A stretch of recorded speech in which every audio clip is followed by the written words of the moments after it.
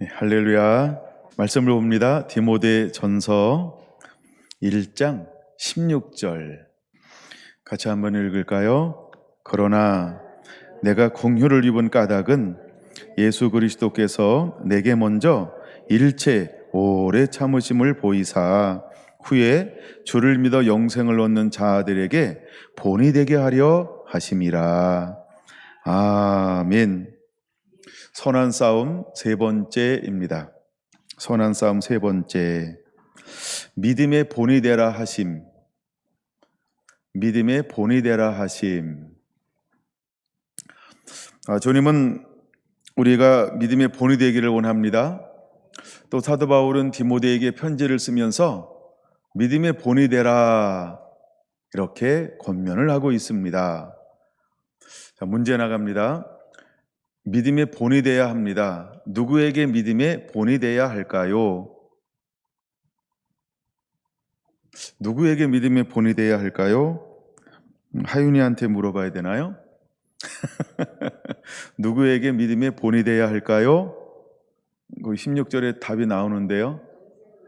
네, 믿는 자에게 본이 되라 이렇게 말합니다. 여기서 말하는 믿는 자는 초신자입니다. 이렇게 말하죠. 주를 믿어 영생을 얻은 자들에게 본이 되라 이렇게 말하죠. 그러니까 주님을 믿어 영생을 얻는 자에게 디모데에게 부탁하는 것은 뭐냐 하면 이제 막 신앙생활한 사람에게도 넌 본이 돼야 돼 이렇게 말씀을 하고 있는 것입니다. 4장 12절 볼까요?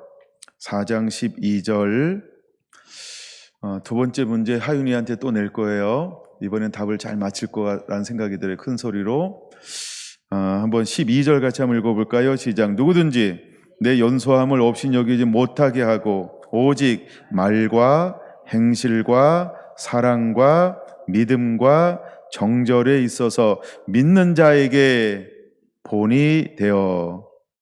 두 번째 문제 나갑니다. 사도 바울은 디모데에게 누구에게 본이 되어야 한다라고 말하고 있을까요? 저만 들렸어요. 입모양 보고. 네, 잘했어요. 하윤이가 재치가 있어요. 네, 믿는 자에게 본이 되라 이렇게 말하고 있어요. 그러면 1장 16절하고 4장 12절하고 1장 16절에서는 이렇게 볼 수 있어요. 주를 믿어 후에 영생을 얻은 자에게 이런 말은 우리가 초신자 이런 개념이 있고 넓은 의미는 모든 성도 이런 의미가 있고요. 물론 그다음에 4장 12절에서는 대놓고 이야기하죠. 누구에게 우리가 본이 되어야 할까요? 믿는 자에게 본이 되어야 한다 이렇게 말하고 있다는 것입니다. 네, 그러면 지금 디모데에게 이것을 부탁하고 있어요. 디모데는 지금 에베소 교회에 어떤 위치에 있었나요? 디모데는 에베소 교회에 어떤 위치에 있었나요? 그렇죠? 지도자죠. 말씀을 가르치는 자였지만 지도자. 누구를 대신하여 지금 파송받고 사역을 하고 있죠? 사도 바울을 대신하여. 지금 사도 바울은 어디에 있을까요? 감옥에. 어디에 있는 감옥? 로마에 있는 감옥에. 그래서 이제 에베소 교회의 상황을 듣고서 그 감옥에서 편지를 띄우는 거예요. 네, 갈 수 없으면 뭘 띄우라고요? 네, 편지를 띄우세요. 예, 그래서 우리가 편지를 띄웠어요. 근데 모든 것은 교회를 위하여 쓰는 편지들이 대부분인데 개인을 위하여 쓰는 편지도 있었어요. 빌레몬서, 또 하나가 뭐냐면 디모데 전서, 디모데 후서예요. 이거는 디모데에게 하는 이야기예요. 디모데 개인에게 보내고 있다라고 하는 거예요. 그래서 디모데를 권면하고 있는 거죠. 그러니까 우리가 이런 관점으로 바라봐야 돼요. 성령이 사도 바울에게 말씀해서 에베소 교회를 향하여 말하기 원하는데 에베소 교회가 어떤 교회가 되었으면 좋겠다 하면서 하나 중간 브릿지 역할을 하는 사람이 누구냐면 접촉점 역할, 이쪽과 이쪽을 이어주는 다리, 브릿지 역할을 하는 사람이 디모데였던 거예요. 그래서 지금 디모데를 권면하고 있는 거예요. 네, 그래서 디모데에게 어떻게 하기를 원하는지를 권면하는데, 근데 먼저는 선한 싸움을 싸우기를 원하는 거예요. 우리가 선한 싸움을 싸워야 하는데, 지난번 두 번째 했던 말씀은 여러분 자주 들으셔야 합니다. 이게 실제로 우리 현장이에요. 우리 삶이에요. 다른 복음이 들어왔고 다른 교훈이 있고 많은 사람들이 족보와 신화에 창념하고 있고, 교회는, 오늘날 교회는요, 많은 다른 신학 사상, 성경보다는 자꾸 신학으로 흐른 것도 너무 많아요. 적용도 신학으로 하려고 그러고, 예, 그다음에 그래서 신학교 가면은 성경을 가리키는 게 아니라 교리를 가리켜요. 그래서 우리가 목회 현장에 와서 다시 성경 공부하는 게 한국 교회예요.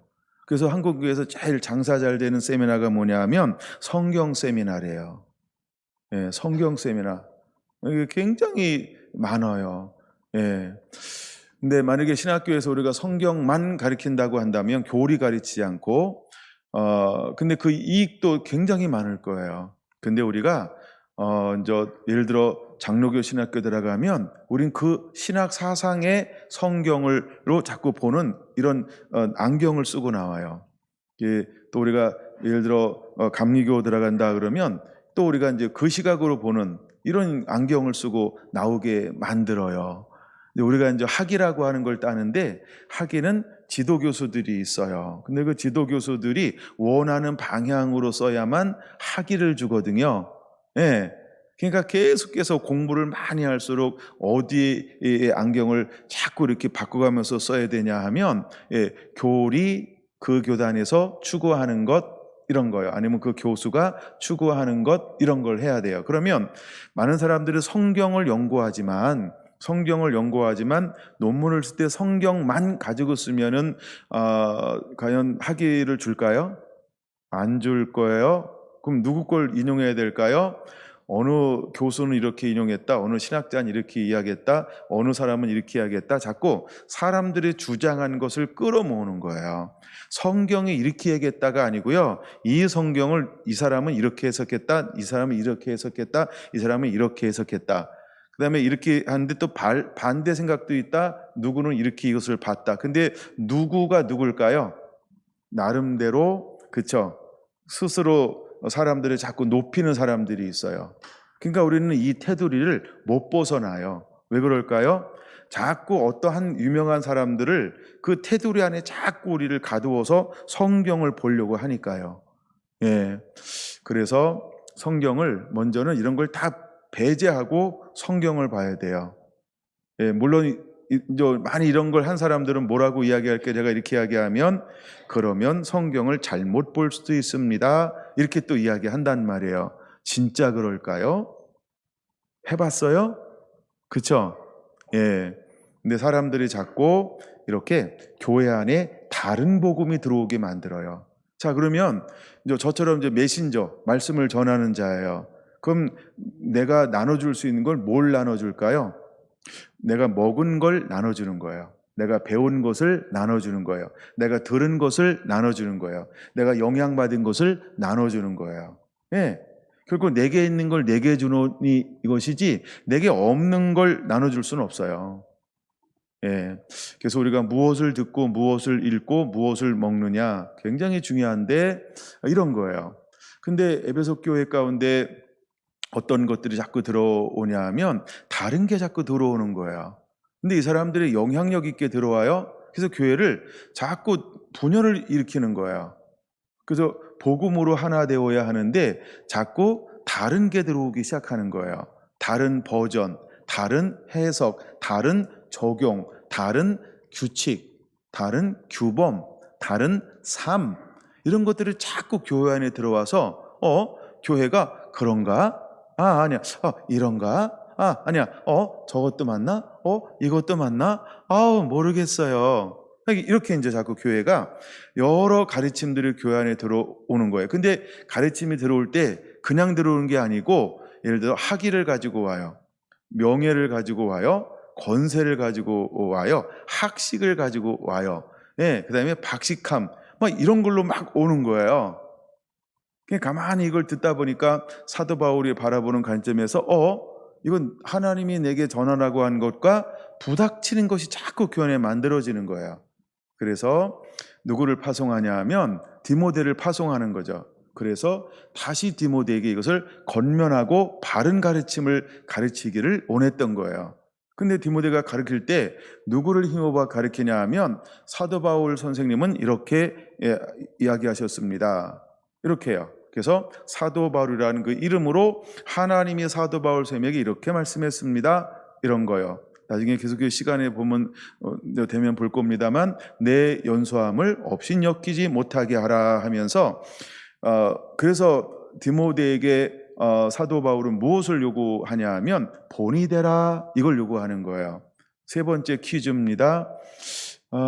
이번에는 여러분 모두에게 길 한번 드려볼게요. 그러면 디모데 전서에는 본이 되라는 말이 몇 번 나올까요? 성경 막 보는 거죠. 예. 그 디모데 전서에는 본이 되라가 몇 번 나올까요? 몇 번 나온다고요? 네, 2번 나옵니다. 네. 네, 굉장히 많이 나올 것처럼 보이는데 디모데 전서에는 본이 되라가 2번 나와요. 아까 한 번 읽고 2번 읽었잖아요. 안 읽었나요, 오늘? 읽었죠? 나 안 가르쳐 주고 하는 자세요, 지금. 자, 이제 2번 나오는데요. 첫 번째는 1장 16절이에요. 두 번째는 4장 12절이에요. 이제 이 문맥으로 우리가 어떤 상황에서 우리가 본이 되어야 할 것인가를 잠깐 오늘은 그 부분을 좀 더 살펴보려고 합니다. 왜 본이 되어야 할까라고 할 때 여러분 교회가 믿는 것을 우리가 이제 그러니까 디모데가 믿고 이걸 전제로 해야 되는군요. 이거 나중에 한번 더 나눌 건데 디모데는 어떤 믿음의 사람일까요? 이건 베드로후서 1장 3절에 나오는데요. 디모데는 어떤 믿음을 가진 사람일까요? 그럼 디모데 후서 1장을 미리 먼저 찾아보겠습니다. 그는 어떤 믿음의 사람일까? 5절이 답이 나옵니다. 그는 어떤 믿음을 소유한 사람일까요? 거짓 없는 믿음의 사람이에요. 왜 거짓 없는 믿음의 사람을 파송을 여러 사람 하거든요. 예, 사도행전에 보면 사도 바울이 여러 사람을 파송해요. 그 다음에 실라도 파송하고 있고, 그 다음에 디모데도 파송하고 있고, 또 여러 사람을 파송하는데요. 그 중에 왜 디모데를 에베소 교회에 파송했을까? 그는 어떤 믿음을 소유하고 있다고요? 거짓 없는 믿음. 이 말은 뭐냐면 오리지널, 진품 이런 거예요. 근데 지금 교회 안에 뭐가 들어왔어요? 짝퉁이요, 가품이요, 비슷한 것이 들어왔어요. 그러니까 어떤 사람이 필요로 하는 거예요? 오리지널이요, 진품이요. 그러니까 어떤 사람을 파송해야 돼요? 거짓 없는 믿음을 겸비한 사람을 그래서 파송하는 거예요. 그래서 선한 싸움 2 굉장히 중요합니다. 다시 듣기 여러 번 하셔서 그냥 성경 가지고 제가 나눴기 때문에 자꾸 성경 읽고 분리하시는 작업을 한번 해보시면 좋고, 근데 이 믿음이 오늘날도 너무너무 필요한 거예요. 마지막 때 사탄은 우리에게 어떤 걸 자꾸 가져다 줄까요? 사람을 통해서 미혹할 거예요. 그럼 미혹할 때 뭘 가지고 올까요? 거짓이요, 그럴듯한 거요. 그럴듯한 걸 가지고 와요. 이런 거예요. 99% 진짜, 하나 가짜. 평상시 99%를요, 평상시 때 진짜를 계속 얘기해요, 진짜. 근데 결정적일 때 하나를 딱 얘기해요. 그리고 자기도 모르게 하고 그냥 이렇게 행동으로 옮겨요. 이게 뭐가 된다? 사단에게 합법적으로 문을 열어주는 문 게이트를 열어버려요. 사단이 합법적으로 내게 활동할 수 있는 문을 여는 게 될 거예요. 그럼 사단이 내 삶에 들어올까요? 안 들어올까요? 들어오는 거죠. 그럼 마지막에 하나님은 어떤 사람을 찾냐 하면 흠도 점도 티도 없는 그냥 온전한 신부를 찾는 거예요. 마지막 때 사람은. 근데 사탄이 와서 뭘 할 거냐 하면 평상시 때 계속 우리에게 합법적인 것을 진리로 말씀으로 그렇게 접근을 해요. 근데 결정적일 때 사탄 한 방을 딱 날릴 거예요. 우리가 속이는 거 그렇게 하지 않나요? 이제 요즘에도 계속 이제 주식 조작 이런 거 뉴스에 나오는 것 같은데, 그럼 처음엔 어떻게 했을까요? 다 배당 줘요. 예, 다 투자한 거 막 돌려줘요. 근데 시간이 지나면 지날수록 어떻게 하기 시작을 하는 거예요? 다음 달에 준다 그러고 그 다음 달에 준다 그러고 이미 속은 거예요. 그렇죠? 그렇게 하는 거예요. 처음에는 다 해줘요. 막 될 것처럼 다 하고 막 다 하죠. 권사님. 네. 다 하잖아요. 막 실제로 그래요. 근데 마지막 딱 이제 못 빠져나가 딱 됐잖아요. 그때 딱 드러내는 거예요. 자기를. 사단이 그렇게 할 거예요. 그러니까 왜 지금 디모데를 파송하느냐? 이게 굉장한 전제 조건인데 그는 뭘 소유한 사람이었다? 거리없는 믿음의 사람이었다라는 거예요. 그래서 오늘 성결한 교회 성도 한 분 한 분들이 정말 어떻게 무장해야 할까라고 할 때 거리없는 믿음이요. 예, 그래서 여러분들이 말씀을 읽고 또 듣고 지켜 행하는 자가 돼야 돼요. 그래야 복 있는 사람이 될 수 있어요. 이게 단순히 요한계시록 1장 3절에 나오는 걸로만 3절에만 나오는 거야 이렇게 해석하면 안 돼요. 하나님 마지막 때 계시의 말씀들을 자꾸 읽고 듣고 지켜 행하라는 거예요. 지켜 행하고 있어야 돼요. 그래서 우리가 믿음의 삶을 살고 있어야 되는 거예요. 어떤 믿음? 거짓 없는 믿음이요. 왜 거짓 없는이라고 했을까요? 사단의 정체성이 사단이 제일 잘하는 게 뭐예요? 거짓의 압이에요. 사단의 정체성이 뭐라고요? 거짓의 압이요. 그러니까 내가 어떤 믿음이어야 할까요? 거짓 없는 믿음이어야 하는 거예요. 근데 디모데는 언제부터 거짓 없는 믿음의 사람으로 자라나고 있었을까요? 석준아, 어릴 때부터라는 거예요. 그렇지 앉아야지. 그래서 어릴 때부터 거짓 없는 믿음의 사람으로 어릴 때부터 자라나는 거예요. 근데 디모데에게는 어떤 사람, 이거 주일날 할 건데 미리 하는 것 같아요. 근데 어떤 사람이 있었냐 하면 할머니가 있었고 엄마가 있었어요. 근데 할머니와 엄마는 이 아들과 손자에게 계속해서 무엇으로 양육을 했을까요? 하나님의 말씀을 양육하는데 거짓 없는 믿음을 물려주기 시작을 하는 거예요. 근데 이것을 1장 3절에는 그것만 이야기하는 게 아니고 이거는 디모데전서 1장으로 넘어와야 돼요. 5절이요. 디모데전서 1장 5절 이 교훈의 목적은 하면서 청결한 마음, 두 번째 선한 양심, 세 번째 거짓 없는 믿음에서 나오는 사랑으로 교육을 받은 거예요. 그러니까 어릴 때부터 할머니에게 엄마에게 어떤 교육을 받았냐 하면 첫째 청결한 양심이요. 청결한 마음 훈련을 끊임없이 받은 거예요. 청결한 마음 훈련이요. 우리 자녀들을 둔 부모님들이 이 연습을 잘하고 있잖아요. 이제 우리 김석 시사님 가정에서 매일 예배가 올라간 거라고 그려지고 있어요. 물론 정상 유사님도 그렇게 하시겠죠. 서로 선한 경쟁을 하면서 할렐루야. 선한 싸움 다 싸우고 의의 면류관 받았으리라. 아직 시작 안 한 것 같아요. 얼굴 보니까. 네.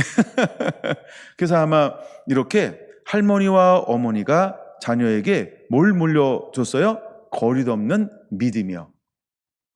거짓 없는 믿음을 물려준 거예요. 그래서 첫째는 청결한 마음을 성경 속에서 배웠어요. 두 번째는 선한 양심이요. 이 선하다라고 하는 건 뭐냐면 믿음으로 행동하는 거예요. 그러니까 말씀으로 행동하는 거예요. 율법으로 행동하는 거예요. 율례와 법도와 계명대로 행동하는 거예요.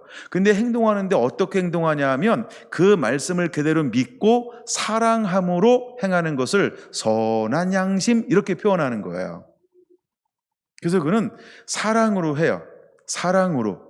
그 다음에 세 번째는 뭐냐 하면 약간 긴 것처럼 보이지만 거짓 없는 믿음에서 나오는 사랑으로 섬기는 사람이 됐어요. 누가? 디모데가요. 그래서 디모데를 일컬어서 한마디로 뭐라고 표현할 수 있냐 하면 너는 거짓 없는 믿음을 소유하고 있다라고 하는 거예요. 이게 디모데의 성품이에요. 그러니까 디모데가 에베소 교회에 파송받을 수 있었던 이유는 준비가 됐어요. 그래서 막 다른 교훈, 다른 이제 복음, 다른 것들이 섞여져 있을 때 신화와 교훈에 막 창념하고 세상 것이 섞여 있고 철학이 섞여져 있고 학문에 섞여져 있는데 이 교회가 뭐 어지러워지는 거예요. 그래서 가서 누굴 파송하냐 하면 거리도 없는 믿음의 사람을 파송한 거예요. 그러고 난 다음에 딱 한마디 하는 거예요. 디모데야, 너는 본을 보이는 자가 돼야 돼 라고 말입니다. 아까 첫 번째 문제에서 전제를 했죠. 누구에게 본을 보이는 걸까요? 믿는 자에게요. 믿는 자에게 본이 되어지는 거예요. 그러면 이제 우리 성결한 교회 성도와 성결한 교회가 누구에게 본을 보이는 교회로 행하라고 있어야 될까요? 교회가 교회에게, 그렇죠? 그다음에 교회가 성도들에게. 할렐루야. 우리 정말 본이 되는 교회가 되어야 할 줄로 믿습니다. 우리가 크고 작은 걸 떠나서 우리에게 주신 힘을 다하여 우리는 본을 보이는 교회가 되어야 한다는 거예요. 그러면 본을 보인다라고 할 때 크게 두 가지예요. 그러니까 우리의 생활 방식이 믿는 자들에게 본을 보여야 한다는 거예요. 그럼 두 가지는 어떤 것에 본을 보여야 할까라고 할 때 첫째는 뭐냐 하면 진실한 진리, 하나님의 말씀에 대해서 본을 보여야 돼요. 그러니까 말씀을 가지고 어떻게 사는가, 이거 좀 이따 더 풀어갈 거예요, 구체적으로. 그다음에 두 번째는요, 이웃을 향하여라고 하는 거예요. 그럼 이웃을 향하여라고 하는 건 뭐냐 하면 섬김이에요. 이거는 이제 나중에 볼 거예요. 근데 나중에 볼 건데 이따 성경에 다 나오는 거니까 살짝 힌트를 주면 이런 거죠. 교회에 부자가 있어요. 그럼 부자는 어떻게 하나님을 섬겨내야 할까? 6장 17절에 말해요. 내가 이 세대에서 부한 자들을 명하여 마음을 높이지 마라. 정함이 없는 재물에 소망을 두지 말아라. 오직 우리에게 모든 것을 후일이사 누리게 하시는 하나님께 둬야 돼. 그게 마음의 중심을 어디다 두라고요? 하나님께 둬. 이거예요. 그러니까 돈의 마음을 뺏기지 말라는 거예요. 부를 축적하는데 뺏기지 말라는 거예요. 사치하고 방탕하는데 마음을 빼앗기지 말라는 거예요. 내가 너를 부하게 만든 이유는 뭔지 알아? 이것을 섬기는 자가 되라고 준 거야. 그래서 우리의 초점을 어디다 두어야 한다고요? 섬김이라는 거예요. 물론 부를 누리는 건 상관없어요. 근데 부를 누리는데 뭐 하면서 누려야 할까요? 섬김하면서 누리라는 거예요. 섬김하면서. 그 다음에 좀 더 볼까요? 18절. 야, 너 부자지? 선을 행해야 돼. 선한 사업을 부한 자가 돼야 돼. 나누어 주기를 좋아해야 돼. 네 번째 뭐라고요? 너그러운 자가 돼야 해. 네 가지를 요구하는 거예요. 그럼 우리 성결한 교회가 부의 기름 부음을 부어주었다? 이 부를 가지고 있잖아요, 나름. 하여간 그럼 이걸 우리가 어떻게 쓰길 원할까요, 하나님은요? 네 가지로 쓰길 원하는 거예요. 첫째, 선을 행하는 자가 되라. 선한 사업의 부자가 되라. 나눠주기를 좋아하는 자가 되라. 너그러운 자가 되라. 네 가지를 하는 교회가 되라는 거예요. 개인적으로도 이 부를 가지고 어떻게 쓰길 원하냐 하면 선한 일을 자꾸 행하는 자가 돼야 돼요. 그 다음에 선한 사업을 많이 하는 자가 돼야 돼요. 나눠주기를 좋아하는 자가 돼야 돼요. 그 다음에 너그러운 자가 되어야 해요. 물론 구체적으로 나중에 또 시간을 내서 한번 다룰 거예요. 예를 들어 이런 게 뭐냐 하면 본이 되는 것, 이렇게 말하는 거예요. 그래서 첫째는 내가 말씀으로 사는 것에 본이 되라. 디모데에게 요구하는 거예요. 두 번째는 너는 이웃을 섬기는 자의 삶을 살아야 한다. 이게 이제 본이 되라. 크게 두 가지의 본이 되는 거예요. 그러면 잘 보세요. 오순절날 성령님이 임하셨어요.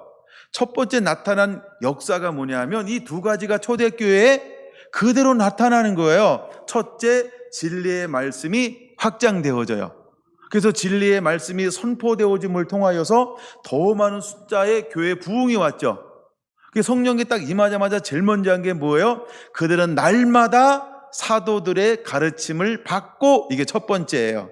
두 번째는 뭐였을까요? 그렇죠? 서로 제 것이라 여기지 아니고 나누어주고 함께 모이고 흩어지면 뭐 하는 거예요? 서로 함께 공개하고 선한 사업을 하기 시작했다는 거예요.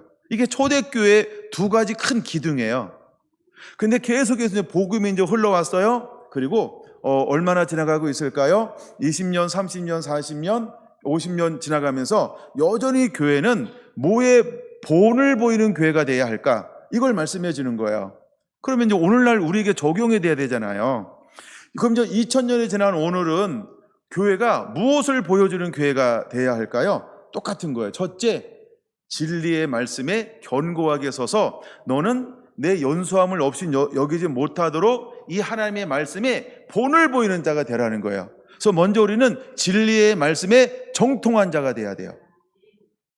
이건 이제 첫째 시간에 좀 나눴던 부분인데 나중에 또 감동이 새롭게 되면 다른 부분 나눌게요. 그 다음에 두 번째는 뭐냐면 선한 사업에 부한 자가 되기를 하나님은 원하는 거예요. 그래서 이걸 한마디로 요약하면 생활 방식이 진리의 말씀에 서서 선한 사업을 할 수 있는 것이 생활의 삶의 방식이 되므로 너는 본이 되어야 한다, 이렇게 말하고 있는 거예요. 할렐루야. 여러분들은 말씀의 사람이 되어야 합니다. 그 다음에 사랑을 실제로 할 수 있는 사람이 되어야 합니다. 이런 교회로 교회가 서게 하라는 거예요. 그럼 또 하나 이제 보이는데 보이지 않는 게 뭐냐면 다른 복음이 들어왔어요. 다른 교훈이 들어왔어요. 많은 사람들이 족보와 신화에 창념해요. 근데 이 사람들을 가만히 보니까 뭐가 있고 뭐가 없을까요? 입은 살아있는데 삶이 없어요. 주장과 가르침은 있는데 이웃을 향하여 뭐가 없어요? 네, 사랑함이 없어요. 관용함이 없어요. 긍휼함이 부족해요. 어떤 건 있는데 부족해요. 이거 뭘까요? 이게 섞인 거예요. 이게 섞인 거예요. 내가 근데 선한 일 한 번 해요. 두 번도 해요. 세 번도 해요. 근데 마음씨가 달라요. 뭔가 좀 불편하고 막 이럴 수 있어요. 근데 하나님은 우리에게 어떻게 하면 이것을, 그래서 선한 양심이라고 하는 건 뭐냐면 믿음을 가지고 뭐라고요? 아가페라고 하는 사랑으로 하라는 거예요. 조건 없는 사랑으로. 그래서 초대교회 성령이 임했을 때 이 함께 이웃을 향하여 선한 일을 할 때 어떻게 했을까요? 아가페, 즉 조건 없는 마음을 가지고 했다라고 하는 거예요. 마음을 열어 성경을 깨닫게 했던 교회가 하나 있죠. 어떤 교회라고 그랬죠? 빌립보 교회예요. 근데 빌립보 교회가 많은 환난과 극심한 가난 가운데서도 기쁨과 즐거움과 감사함과 힘대를 뻔한 힘에 넘치도록 했던 이유가 어디 있을까요? 두 가지 때문에 그렇다는 거예요. 하나는 나 자신을 하나님께 드리고, 두 번째는 하나님의 뜻을 따라. 이게 빌립보 교회예요. 감정으로 한 게 아니라는 거예요. 순간적인 충동으로 한 게 아니라는 거예요. 첫째 뭐라고요? 나 자신을 주께 드리고, 그 다음에 두 번째가 뭐라고요? 하나님의 뜻을 따라. 지금 디모데에게 본을 보이라라고 할 때 뭘 요구하는 걸까요? 그걸 요구하는, 이게 삶의 방식이 되어야 한다. 자, 그러면 마지막 때 많은 환난이 와요. 핍박이 와요. 박해가 와요. 그럼 우리가 어떤 삶으로 살고 있어야 환난이 왔을 때 내가 전상순을 인정해, 이럴까요? 내가 김진석을 인정해, 이웃이 내가 어떤 삶을 살고 있어야 인정할까요? 저 사람은 나누어줘, 사랑할 줄 아는 사람이야. 늘 나와 함께 했어. 슬플 때나 괴로울 때나 넉넉할 때나 아니면 부족할 때나 늘 함께 했지. 그럼 환난이 오고 핍박이 박해가 와요. 나를 향해서 어떻게 할까요? 야, 쟤는 나도. 이럴 수 있죠. 이럴 수 있죠. 이해가 되나요? 이해가 되든 안 되든 다음 말씀은 넘어갈게요. 왜냐하면 진도를 빼야 되니까. 자, 말씀을 하나 볼게요. 디모데전서 1장이에요. 저는 이 말씀을 읽는데 굉장한 은혜가 됐어요. 먼저 16절 다시 한번 볼게요. 그러나 내가 긍휼을 입은 까닭은, 이렇게 말하고 있어요. 하나님이 내게 긍휼을 베풀어 주었대요. 그렇죠? 그러면 왜 환난과 박해와 핍박이 왔을 때 우리가 삶의 방식이 서로 정결한 마음과 그 다음에 선한 양심과 거의 없는 믿음에 나오는 사랑으로 섬겼을 때에 왜 사람들이 나를 긍휼히 여길까요? 먼저 내가 긍휼을 베풀었으니까. 자, 긍휼을 심었어요. 뭘 거두게 할까요? 긍휼을 거두게 할 거예요. 이렇게 말하잖아요. 무엇으로 심든지 그대로 거두리라. 그럼 우리 장로님은 뭘 심었다고요? 긍휼이요. 그러면 여러 가지 환난을 만날 때 하나님은 내게 뭘 거두게 할까요? 긍휼을 거두게 할 거예요. 근데 긍휼하심을 입은 까닭이라고 하는 말이 또 한 번 그 앞에 나오고 있는 거예요. 그게 먼저 중요한 거예요. 어디 나올까요? 먼저 12절을 함께 봅니다. 1장 12절, 디모데전서 1장 12절 준비됐나요? 시작.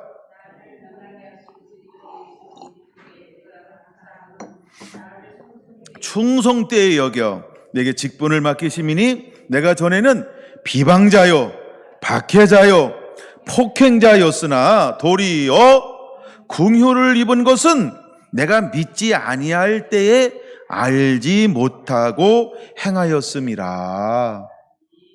하나님이 먼저 누구를 긍휼히 여겨줬어요? 사울 청년이요. 그러면 사울은 은혜를 경험한 다음에 어떤 마음을 가지고 살고 있는 걸까요? 그렇죠? 나는 긍휼함에 빚진 자예요. 나는 세 가지잖아요. 첫째, 나는 비방자였어요. 두 번째, 나는 박해자였어요. 세 번째 뭐라고요? 나는 폭행자였어요. 나는 수많은 사람을, 예수님 따르는 사람들을 고소했어요. 신고했어요. 못 살게 했어요. 괴롭혔어요. 그리고 그들을요 잡아 감옥에 가뒀어요. 때로는 그들을요 돌로 치는데 앞장섰어요. 난 그게 옳은 줄 알았어요. 이건 나의 타고난 역사적 사명인 줄 알았어요. 이것이 내 민족을 사랑하는 법인 줄 알았어요. 이것이 하나님께 충성하는 것인 줄 알았어요. 이렇게 해야만 되는 줄 알았어요. 나는 온 마음을 다해서, 온 힘을 다해서 이 마음에 전부를 걸고 나는 거기에 앞잡이가 되었어요. 그러던 어느 날 다메섹에서 예수님을 만났어요. 근데 그분이 내게 가르쳐 주는 거예요. 내가 이런 사람인데도 그분은 나를 긍휼히 여겨줬어요. 나를 용서해 주었어요. 그 어떤 것도 묻지 않았어요. 그리고 다 나를 깨끗하게 용서해 주었어요. 나는 사랑의 빚진 자입니다. 왜 내가 사랑의 빚진 자가 된지 아세요?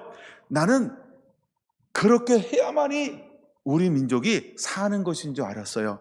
내가 날 가르쳤던 모든 위대한 스승들, 나를 지도했던 모든 대제사장들, 나의 모든 믿음의 선배들이 전부 나에게 이렇게 이야기했어요.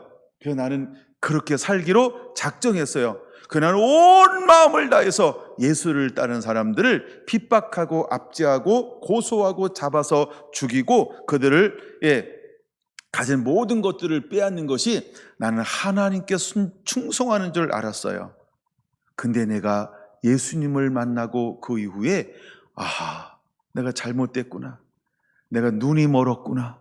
내가 귀가 멀었구나. 내 마음이 우둔하였구나. 이것을 알게 되었어요. 그리고 그랬던 나를 하나님은요, 나를 긍휼히 여겨 주었어요. 다 용서해 주었어요. 이것을 사도 바울은 고백하고 있는 거예요. 그래서 먼저는 하나님이 나를 긍휼히 여겨 주셔서 그랬던 난데에 단 하나 내 마음속에 그냥 하나님이 충성된 것 그거 하나를 하나님이 보셨어요. 그래서 나를 하나님이 책망하지 않고 죽이지 않고 다메섹에서 불러서 나를 이제는 나를 위해서 살 수 있겠니? 하나님이 내게 새로운 삶의 기회를 주었어요. 근데 그 하나님의 은혜 안에서 내가 배우면 배울수록 하나님을 알아가면 알아갈수록 정말 나는 아무것도 아닌 것을 알면 알수록 경험하면 경험할수록 그것을 볼 수밖에 없었어요. 이것은 나를 향한 하나님의 긍휼이었답니다. 여러분 긍휼함을 입은 사람의 마음속에는 무엇만 자꾸 남을까요? 그렇죠? 사랑에 빚진 자요. 사랑에 빚진 것만 남는 거예요. 사랑에 빚진 것만 남는 거예요. 이것이 누구의 마음이었냐면 사도 바울의 마음이었던 거예요. 그래서 저는 이 말씀을 읽고 또 읽고 또 읽으면서 이 단어가 제 마음속에 훅 다가왔어요. 내가 너에게 이렇게 권면하는 이유가 뭔지 아니? 이것은 먼저 하나님이 나를 긍휼함을 입은 까닭이야 하면서 이것이 뼈에 팍 사무치는 거예요. 나 같은 죄인이 용서함 받아서 정말 죽을 수밖에 없는 이 죄인의 개수가 하나님의 긍휼을 받아서 이렇게 살아가고 있어요. 내가 한 행동을 보면 나는 뭐 100번 주고 골백번 주고도 다 그들을 향하여, 가족을 향하여, 죽은 사람을 향하여 갚을 길이 없을 거예요. 그런데 하나님이 나를 이렇게 새 사람 만들어 주었어요. 나는 이 은혜를 내 삶을 더하여 그 긍휼을 베푸신 그 하나님을 향하여서 모든 사람에게 뭘 하면서 살기로 작정하고 각오했을까요? 그렇죠? 이제는 거짓 없는 이 믿음을 그들을 사랑함으로. 그래서 1장 5절에 경계의 목적은이라고 말하면서 이건 사실은 자기 자신의 삶의 고백을 하는 거예요. 정말 삶에서 우러나오는 마음의 양심에서 깊은 세계 속에서 우러나오는 그런 겉면으로 하고 있는 거예요. 예, 내 안에는 뭐가 있다고요? 청결한 마음으로, 선한 양심으로, 거짓 없는 믿음에서 나오는 사랑으로 겉면을 하고 있다라고 그는 고백을 하고 있는 거예요. 여러분, 우리는 어떤 은혜를 경험해야 할까? 정말 내가 만난 이 예수님이 그렇게 값지고 보배스럽다고 한다면 여러분, 우리는 이 긍휼 말할 수 없는 거예요. 우리가 고백 따로 삶 따로 삶의 방식이 되지 않으면 가짜예요.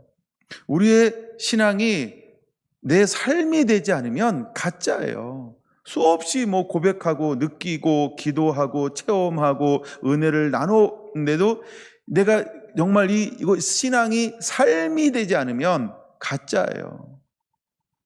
사단이 가짜를 두려워할까요? 사단도 알잖아요.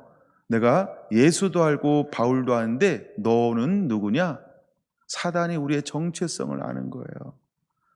여러분, 왜 우리가 선한 싸움을 싸워야 할까?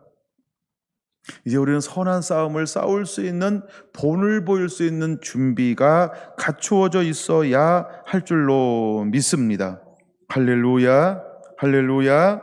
네, 그래서 그는 15절에 그렇게 고백하는 거예요. 믿보다 모든 사람이 받을 만한 이 말이여, 그리스도 예수께서 죄인을 구원하시려고 세상에 임하셨도다 하였도다. 여러분, 이 말씀을 꼭 기억하시기 바랍니다.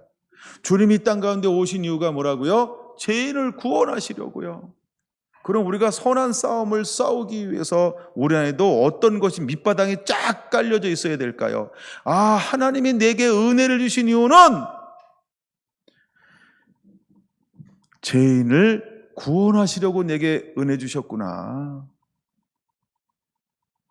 그러니까 우린 빚진 자의 마음으로 사도 바울처럼 일어나야 하는 거예요. 왜 내가 이런 은혜를 부어주고 이런 은혜를 부어줄까요? 왜 내가 기도하면 임자가 있고 기도하면 환상이 열리고 기도하면 또 어떤 역사가 나타나고 임자가 나타나고 왜 이런 은혜를 부어줬을까요? 이유는 간단한 거예요. 죄인을 구원하게 하시려고. 서로 성도를 섬기게 하라고 그러는 거예요. 죄인을 구원하라고 하나님이 그런 은혜를 부어주는 거예요. 예, 이것이 사도 바울의 고백이었다는 거예요. 걔네가 긍휼하심을 입은 까닭은 16절 예수 그리스도께서 내게 먼저 일체 오래 참을 보이사, 이게 다메섹에서 만나기 전까지 그랬던 나를 하나님이요 그냥 놔두는 것처럼 보였어요. 네 맘껏 해봐라. 그 자기 신념에 의해서 그 신념에 얼마나 충성된 삶을 살았는지 몰라요. 근데 하나님이 어떻게 했다고요? 그냥 놔뒀어. 그래서 자기가 하늘의 별들을 얼마나 많이 만들어냈는지 몰라. 순교자를. 그랬던 하나님이 그를 찾아가 만나 주었을 때 여기서 오는 거예요. 나를 향하여 어떻게 했다고요? 내가 죄인 중에 괴수인데, 그게 죄인 중에 괴수라고 하는 고백 나오죠? 그런 것처럼 내가 죄인 중에 괴수인데 하나님 나를 오래 일체 참으셨다는 거예요. 나는 이렇게 하나님의 은혜를 입은 자입니다. 이게 진짜 은혜예요. 그리고 그는 그 삶을 실제로 살아내고 있잖아요. 내가 긍휼을 입은 자입니다가 사도 바울에게는요, 그냥 입에서 하는 고백이 아니고 삶의 방식이 되었다는 거예요. 그래서 사도 바울은 실제로 영적 선한 싸움을 싸우며 사는 삶이 되었던 거예요. 그래서 나중에 저 후서에서 고백하잖아요. 내가 나의 달려갈 길을 다 가고 내가 선한 싸움을 싸우고 나의 달력을 다 갔으니 앞에 뭐가 있다고요? 의의 면류관, 의의 면류관, 그렇죠? 의의 면류관이 예비되었다라고 그런 고백하는 거예요. 그는 선한 싸움을 싸우는 거예요. 무엇으로? 삶의 방식으로요. 하나님의 말씀과 이웃을 섬기는 이것을 가지고 선한 싸움을 싸우는 거예요. 하나님 사랑과 이웃 사랑이라는 것을 가지고 그는 선한 싸움을 싸우는 삶의 본을 우리에게 보여주고 있는 거예요. 이제 우리는 어떤 길을 걸어가는 자가 되어야 할까요? 여러분들도 이렇게 걸어가는 자가 되기를 예수님의 이름으로 축원을 드립니다. 할렐루야. 하나님, 우리가 이 길을 걸어가기를 원하는 거예요. 자, 18절 보세요. 이렇게 권면하고 있잖아요. 아들 디모데야, 내가 내게 이 교훈으로서 명하노니 전에 너를 지도한 예언을 따라 그것으로 선한 싸움을 싸워라. 지도한 것, 그게 뭘까요? 복음이에요. 하나님의 말씀을 가지고, 이런 말이에요. 그걸 가지고 선한 싸움을 싸우라는 거예요. 근데 그가 뭘 가졌다고요? 믿음과 착한 양심을 가지라, 이렇게 말하고 있어요. 그 믿음은 뭐냐 하면 하나님을 사랑, 진리를 말하는 거죠. 그다음에 착한 양심은 뭘까요? 하나님의 말씀에 대한 사랑. 그래서 그 선한 양심, 착한 양심 똑같은 거예요. 그것을 순종하라는 거예요. 그래서 하나님을 사랑하면서 믿음과 착한 양심을 가지고, 믿음과 착한 양심을 가지고, 하나님을 향한 사랑을 가지고, 하나님을 향한 그 말씀 앞에 온전히 순종함으로, 이런 말이에요.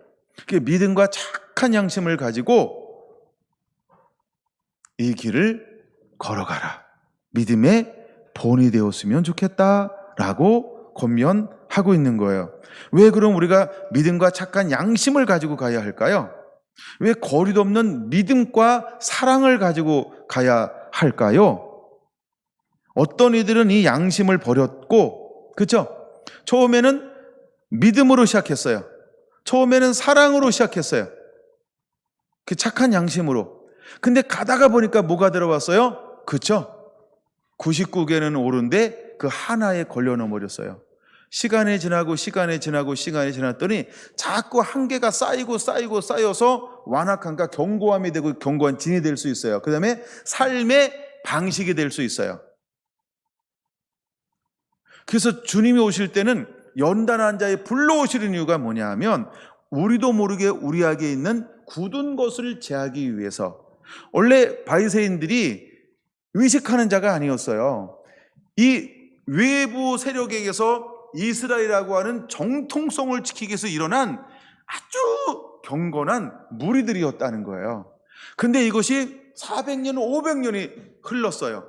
400년, 500년이 흘러오니까 예수님 시대에는 딱 그들 어떤 사람이 돼 있었어요? 외식자가 돼 있었던 거예요. 처음부터 외식하려고 출발한 거 아니에요. 처음에는요, 외부 세력과 세상과 타협하지 않고 우리가 이 모세 율법도 그대로 지키자, 이런 선한 생각을 가지고 출발한 사람들이에요. 근데 100년, 200년, 300년, 400년 흐르다 어떤 것이 왔어요?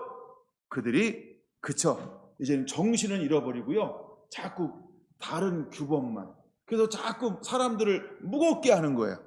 사랑이라는 정신은 잃어버렸어요. 긍휼이라는 정신은 잃어버렸어요. 용서라는 정신은 잃어버렸어요. 그런 건 다 잊어버리고 그들이 무엇을 가지고 행하기 시작할까요? 예를 들어 이런 건 잊어버린 거예요. 4장 12절 다시 보세요. 누구든지 내 연수함을 없이 여기지 못하게 하고, 첫째, 오직 말에 본이 되라는 거예요. 두 번째, 행실에 본이 되라는 거예요. 세 번째, 사랑에 본이 되라는 거예요. 그 다음에 네 번째, 믿음에 본이 되라는 거예요. 그 다음에 다섯 번째, 정절에 본이 되라는 거예요. 근데 이건 전부 잃어버렸어요. 그리고 뭐만 남았어요? 형식적 껍데기만 남은 거예요. 형식적 껍데기만 남은 거예요. 이걸 일컬어서 뭐 하는 거예요? 외식자가 된 거예요. 처음부터 그러려고 한 거 아니에요. 근데 종교개혁이 500년 지났어요. 근데 아직도 그 토대 위에 우리가 세우려 그 자꾸 틀에 우리가 자꾸 맞추려고 하고 있어요. 근데 이게 뭐가 됐어요? 그렇죠? 우리도 모르게 또다시 개혁을 해야 할 개혁의 대상이 됐다. 이건 저만 그렇게 얘기한 게 아니라 수많은 사람들이 그렇게 얘기하는 거예요. 예, 수많은 신학자들이 똑같이 얘기하는 거예요. 이제는 개혁을 했는데 또다시 우리는 개혁의 대상이 되었다. 여러분, 제가 지난 주일날 오카네 목사님의 말씀을 그냥 보여준 거 아니에요. 한국의 최고의 탑 목사님이었어요. 그분이 인생의 은퇴를 하고 나서 그 자리에 섰을 때 그게 보이기 시작한 거예요. 이번 주일날도 따뜻히 그 부분에 어떤 일정 부분 나눠줄 건데, 하여간 그 고백을 딱 했을 때 한국 교회가 그를 향하여 압력을 가하기 시작한 이런 것도 아시나요? 예, 그는 거기에 굴복했어요. 제가 그 자담하는 걸 제가 들었어요. 너무 기뻤어요. 근데 얼마 전에 4명의 패널이 나와서 자담했어요. 방송을 했어요. 근데 이미 그 말 속에요, 타협이 들어가기 시작한 걸 저는 발견한 거예요. 개혁이 쉬울까요? 여러분, 기득권을 잘 안 내려놓으려고 하는 거예요. 이번에도 어떤 정치에서 돈 봉투 나오니까 바로 탈당하잖아요. 왜? 이거 빨리 하겠다는 거예요. 이런 걸 벗어버리겠다는 거예요. 그러니까 이 그룹은, 단체는 지키지만 개인을 희생양으로 삼는 거예요. 똑같아요. 여러분, 우리 개혁이요, 쉽다고 생각할까요? 굉장히 견고한 성이에요. 그러나 하나님은 어떤 사람을 찾을까요? 선한 양심을 가진 사람이요, 착한 양심을 가진 사람이요, 거리없는 믿음을 가진 사람을 또 하나님이 찾고 있는 거예요. 거리없는 믿음에서 나오는 그 사랑을 할 줄 아는 그 사람이요. 이제 우리는 이 선한 싸움을 싸우는 자가 반드시 되어야 할 줄로 믿습니다. 할렐루야. 그래서 4장 12절은 그렇게 말하는 거예요. 그래서 믿는 자에게 정결함이 있어서 믿는 자에게 본이 되라고 말입니다. 우리가 교회 밖에 먼저 본이 되기 전에 누구한테 본이 되라고요? 믿는 자에게 이 5가지가 본이 되어야 한다. 최소한 하나님은 사도 바울을 통해서 디모데에게 이 5가지를 강조하고 있어요. 이제 우리가 선한 싸움을 싸우기 위해서 나 자신을 어떻게 겸비하고 뒤돌아보고 새롭게 세워서 무장하는 자가 되어야 할까? 첫째, 말입니다. 첫째, 말이라는 거예요. 말이라고 하는 건 뭔지 아세요? 인품이에요. 우리의 인품이요. 사람들은 이제는요, 믿는 자에게서 뭐 다 교회 다녀, 다 목사, 다 뭐 해. 그럼 뭘로 구분할 거예요? 우리의 인품이요. 두 번째는 뭘 말하고 있어요? 행실이요. 이건 성품을 말하는 거예요. 여러분, 우리의 성품이 달라야 합니다. 정말 그 안에서 예수님이 묻어나와야 합니다. 아멘. 우리의 인품에서 예수님이 묻어나와야 해요. 예? 그 다음에 우리의 행실에서 우리의 성품이 묻어나와야 돼요. 그 다음에 사랑, 이건 아가페예요. 조건 없는 사랑이요. 조건 없는 사랑이요. 자꾸 조건 없는 사랑이요. 여러분, 자꾸 조건 없는 사랑을 자꾸 하는 습관을 들여야 할 줄로 압니다. 믿음이라고 하는 건 뭐라고 말하면 하나님께 충성되며, 하나님께 충성되며, 이게 믿음이에요. 왜 하나님이 1장 12절에 뭐라고 말을 해요? 하나님의 나를 충성되이 여겨 그 핍박자를, 그 박해자를, 그 폭행자를 하나님이 만나줬어요. 그 안에 뭘 봤다고요? 충성되며. 그래서 그는 남은 인생 변화되어 어떤 삶을 살았어요? 충성되이 삶을 사는 거예요. 너무 멋있지 않아요? 여러분, 정말 그런가요? 은혜 받고 마음이 한결같아요? 일편단심인가요? 일편단심인가요? 예, 마음이 한결같아야 되는 거예요. 이걸 걸어서 믿음이라고 말하는 거예요. 정절이 뭘까요? 정절은요, 육신의 죄를 피하고 계속 거룩을 추구하는 거예요. 성결을 추구하는 거예요. 깨끗함을 추구하는 거예요. 세상에 영향받지 아니하고 계속 하나님 나라에만 영향받는 거예요. 새 속에 물들지 않고, 세사의 해파에 물들지 않고, 변화되지 않고, 변절되지 않고, 오직 하나님께만 영향받는 것, 그것이 정절이라는 거예요. 제가 이제 지난번 빈무덤의 기름 부음, 사실은 히브리서 11장을 자세히 한번 나누고 싶었었어요. 근데 그거 건너뛰었어요, 제가. 예, 이제 5월달 들어서서 이제 디모데를 좀 나누고 싶어서요. 예. 마지막에 제가 그걸 나누고 싶었었어요. 히브리서 11장. 그게 마지막에 정수예요. 히브리서 11장, 이런 사람이 되는 것. 우리가 마지막에 부활 신앙을 가졌다. 죽어도 살겠고 하늘에 미랄된다. 이 사람들이 어떤 사람이냐는 거죠. 믿음의 사람이라는 거예요. 그래서 38절, 이런 사람은 세상, 사단이, 마귀가, 그쵸, 감당을 못하는 거예요. 우리가 어떤 빈무덤의 기름 부음을, 어떤 믿음을 가져야 될까? 부활 신앙이라고 하는 게 뭘까요? 우리가 어떤 장수적 기름 부음, 우리가 그 때에 맞는 기름 부음을, 어떤 하나님의 임재와 기름 부음을 가져야 될까요? 그렇죠? 믿음이요, 충성된 믿음이요, 타협하지 않는 믿음이요, 하나님 앞에 이것을 충성됨이라고 하나님은 표현하고 있는 거예요. 여러분, 우리가 이런 믿음의 사람이어야 할 줄로 믿습니다. 하나님은 우리에게 말합니다. 믿음의 본이 되라고요. 믿음의 본이 되라고요. 우리가 믿음의 본이 됨으로 선한 싸움 다 싸우고 의의 면류관 받아 쓸 수 있습니다. 선한 싸움을 싸워야 의의 면류관을 쓸 수 있는 거예요. 사랑하는 성결한 성도 여러분, 이제 우리가 삶의 방식이 하나님 사랑, 믿음과 이웃사랑, 섬김의 삶의 방식이 되기를 예수님의 이름으로 축원합니다. 기도하겠습니다.